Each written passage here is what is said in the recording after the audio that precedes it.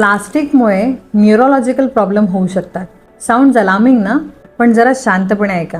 तुम्ही दर महिन्याला जे प्लास्टिक बेस्ड सॅनिटरी पॅड वापरताय ते इतके व्हाईट आणि इतके अल्ट्रा सॉफ्ट, इतके फ्लॉलेस कसे बरं दिसतात?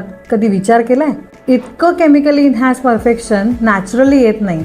पॅड ब्लीच केले जातात. सॉफ्टनेस आणि फ्लेक्झिबिलिटी वाढवण्यासाठी यामध्ये थॅलेट सारखे काही कंपाऊंड्स वापरले जातात. मग आता प्रॉब्लेम काय? तर हे जे मॉलिक्युल्स असतात ना, ते पॅडवर कायमचे लॉक राहत नाहीत.